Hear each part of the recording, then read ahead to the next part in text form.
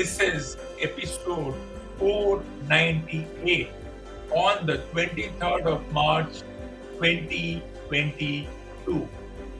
The road to the half a thousand episode continues as we are only 2 episodes away from reaching that historic milestone.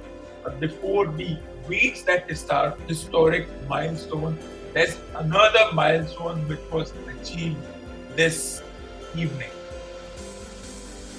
The greatest book on entertainment ever written was produced 2 years ago, and to this day it has completed 2 years. And if you haven't read the book till now, you are missing on something spectacular.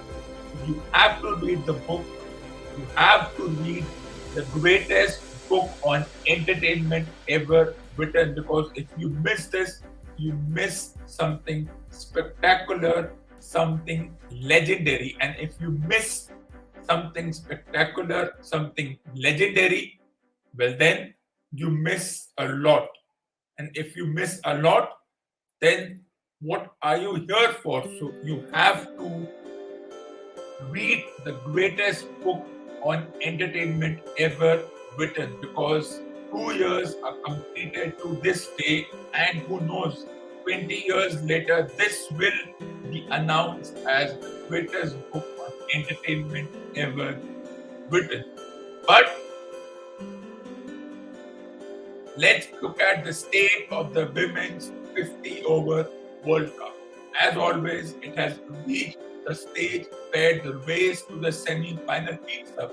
And as always, one team has qualified without any major hiccups, while the other teams, one can say that a couple of teams have no chance of making the semi-finals because they don't have the requisite number of wins. The net run rate is not in their favor, and when you lose first 4 matches, your chance of making it to the semi-finals, the finals, and overall the knockout stages becomes 0. Now the race to the semi-final has heated up. It may be 40 degrees in India, but it's heating up there in New Zealand, because in New Zealand the temperature is around 25 degrees, but the semi-final temperature has reached a boiling point.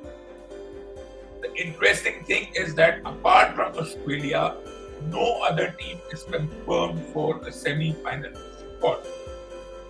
South Africa would have had a chance had they beaten Australia yesterday, but Australia riding on luck and just some good cerebral planning, they managed to beat South Africa chasing 270. And let me tell you, 270 may look nothing in a men's game, but in a women's game, 270 is a big deal. So when they have chased scores of 270 twice against India and against South Africa, it does put them on the pedestal of greatness. If this was in the men's division, chasing 280 and securing it wouldn't have made it into a big deal.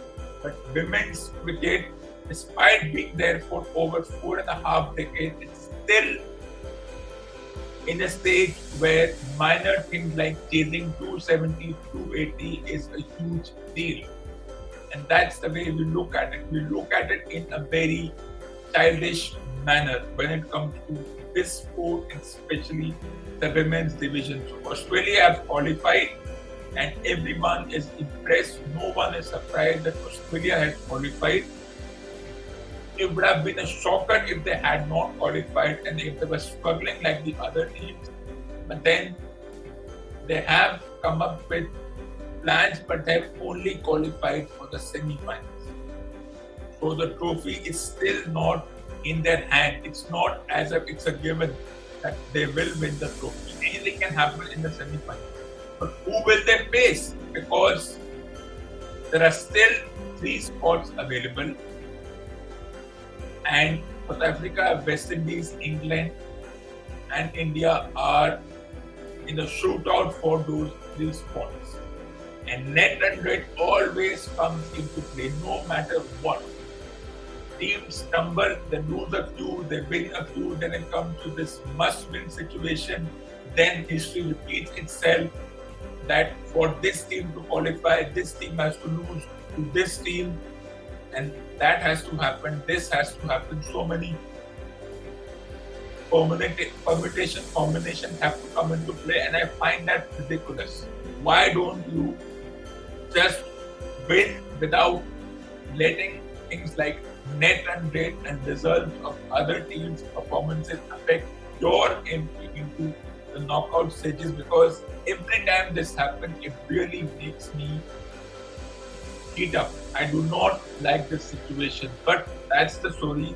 South Africa, if they win their last match, then they are secured for a semi-final spot, but it's only a semi-final spot, not the end of the tournament. But then you don't know what's exactly going to happen. South Africa, West Indies, India, and England are still in the race. I think New Zealand's chances of making it to the semi-finals and finals has been derailed because they are on 4 points, while South Africa is on 8 points. West Indies and India are on 6 points. Though the performance from West Indies and India hasn't been that great. England has not also performed up to the level of what should be expected from the defending champions. But then that's the nature of this sport. You have reached into a situation where anything goes. But net run rate is something which I do not like. What if the teams are tied on net run rate as well as tied on the points? It will never happen, but let's look at a hypothetical situation. It happens in every tournament, whether it's the domestic T20 competitions, the World Cup competitions, or whatever competition. And it only happens in cricket, no other sport. In hockey, there is always a way to win. If you are tied at the end of the first half, at the end of the full time, if you're tied on goals, there is always a shootout in football and hockey. But in football and hockey, the tiebreaker only comes into play when it's a knockout stage. You do not need a tiebreaker for every game. But so far, a tiebreaker situation hasn't come into play because either the teams have chased down the target or they have failed to chase down the target, whatever be the situation. That's the nature of this sport. It's strange, but that's the way things are. And the fact that it's a Women's World Cup, but I still find the investment of the PED, the print, electronic, digital, and pseudo media, it's not as if they are really investing. It's just that it's happening, and now that it's every match is being telecasted, that they have some skin in the game. But where was this excitement when not all games were telecasted 15-20 years ago, when only limited number of games were shown on TV? Where was this investment then?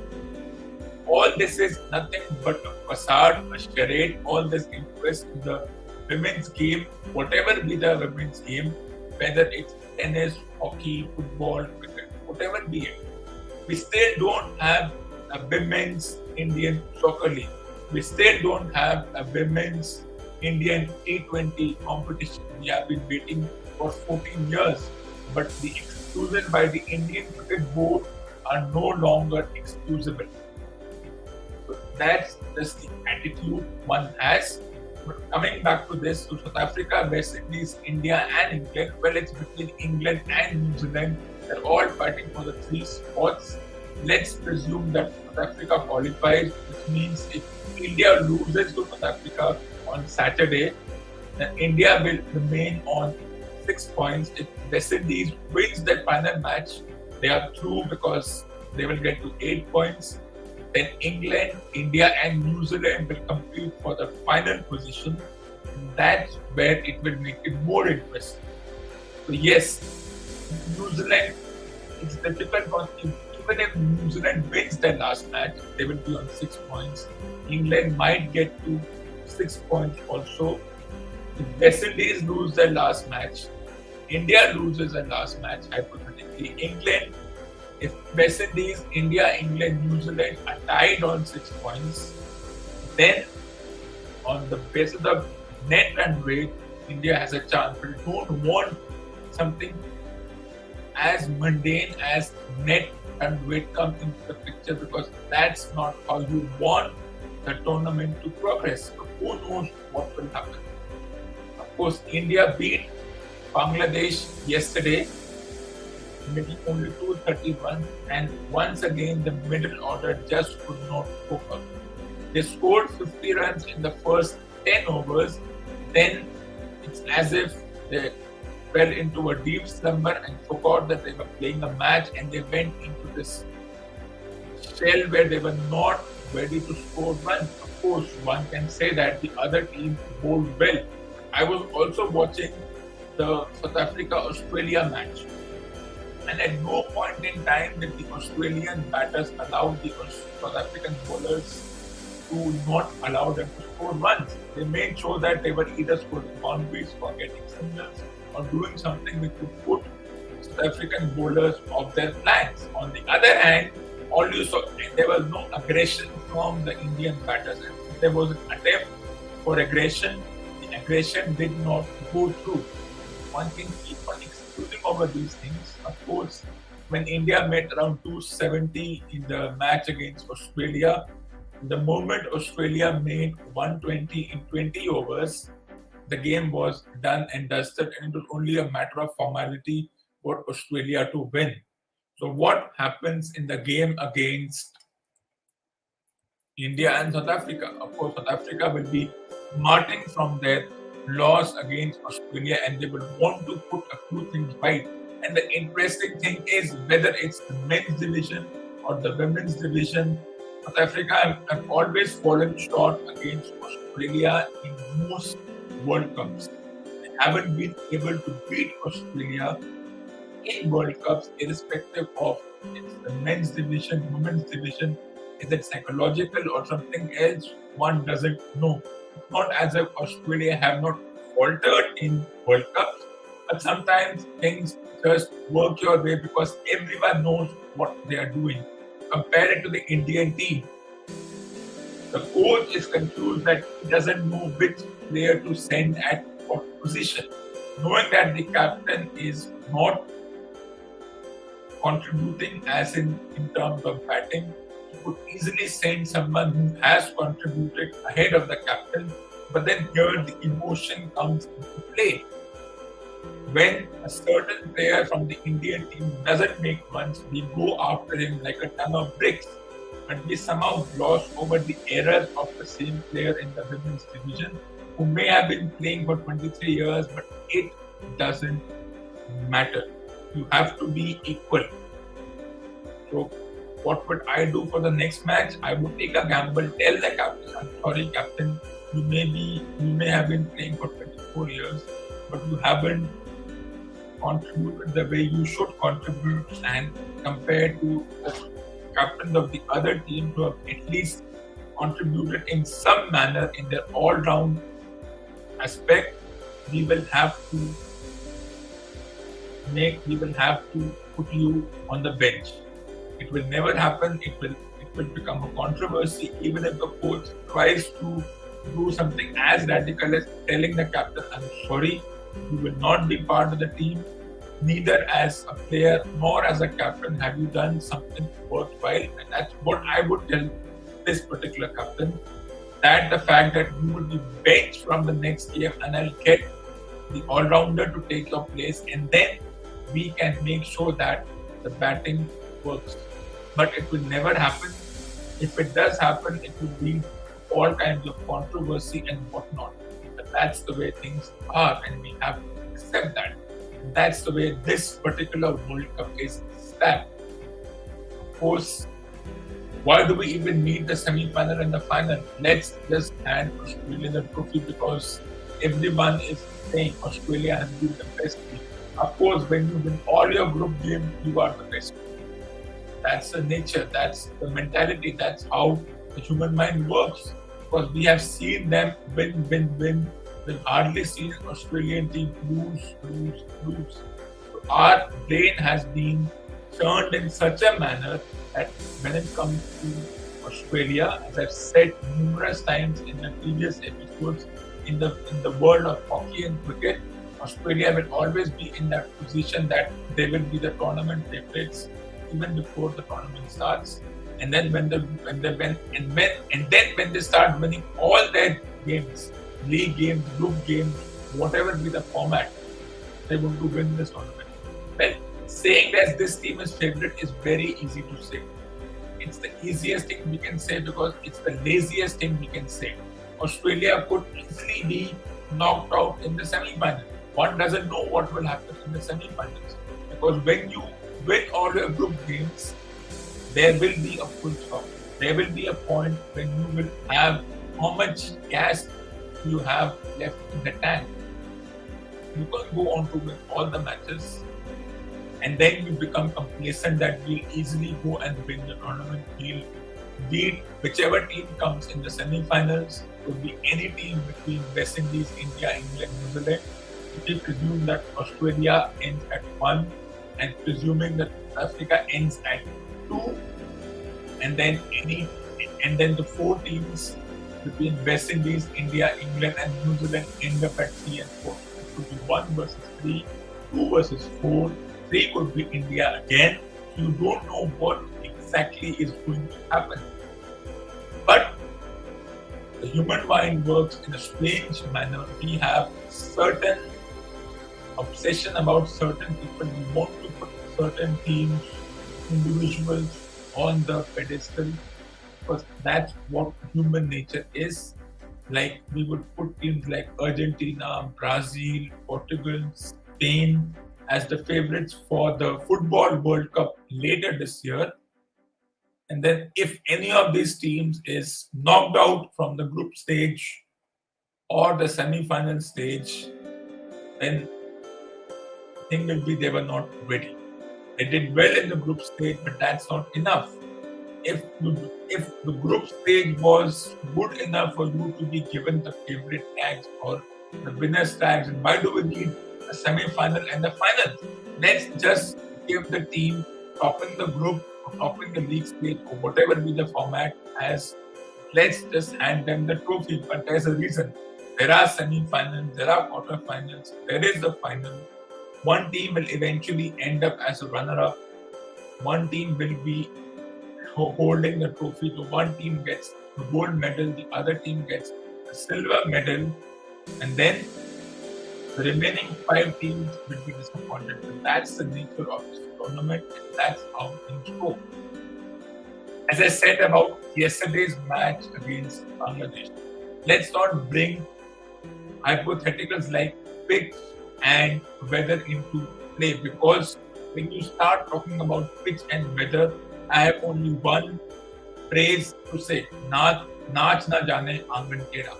When the batters say that the pitch was turning, the pitch was wet, there was moisture in the air, it's just an excuse that I'm not able to bat. I'll blame outside forces, and that's why the term naach na jane aangan tera comes into the picture. If And I don't think things like pitch should even make a difference in this particular sport. What should make a difference is that you should toss through, beat thoroughly the greatest book on entertainment ever written as it completes 2 years to this day. If you don't, you're missing out on something spectacular. Yesterday's game, it was always because it wasn't about whether Bangladesh could chase 230, it's all in the mind. If this was any other team, 229 was never going to be enough. In fact, we could score 329 at this point, and we don't know if it's going to be enough. But India, the teams India have beaten, they have only beaten them because those teams, after doing all the legwork of making sure that India don't reach a decent total, especially game one and this game, those teams have allowed India to get those extra 30, 40 runs, which has made it difficult for the teams chasing, especially in game one against our neighbors and this game against our eastern neighbors, that it all became a matter of the head. West Indies allowed India to get those extra 70 runs in the last 10 overs, whether it's poor batting or simply, let's say, a bit of smart batting by India. In the game one against our western neighbors, they allowed over 100 runs to be another 60-70 runs to be scored in the last 10 overs, despite having them in trouble at 100 or 6. So, New Zealand did not allow India, England did not allow this, and Australia did not allow this. The team India has lost to were smart enough that when they took control of the match, they were in full control.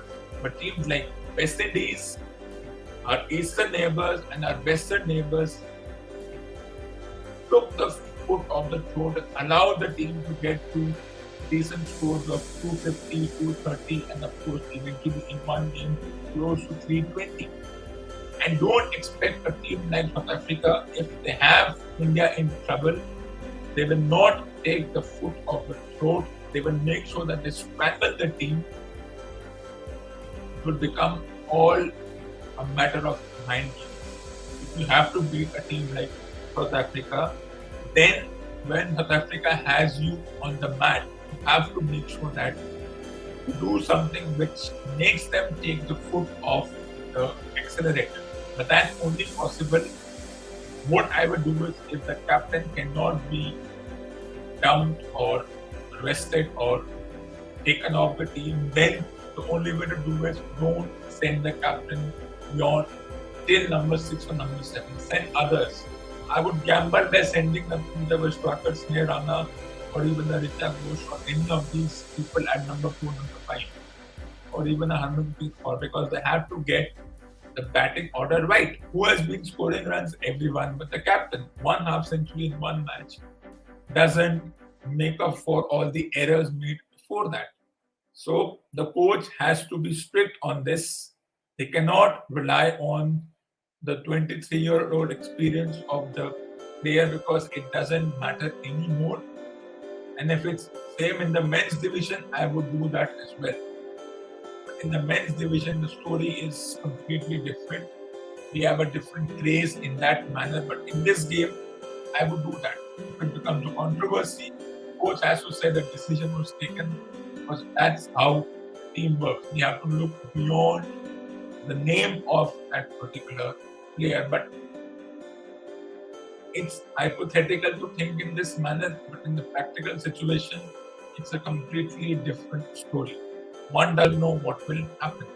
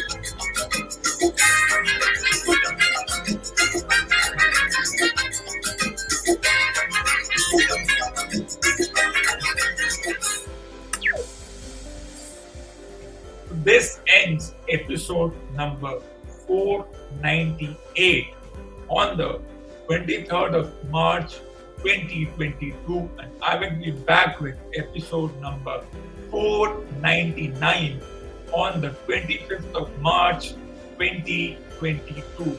So stay tuned. And while you wait for the next episode, put these books in your must read books column. Put these books in your must read books column.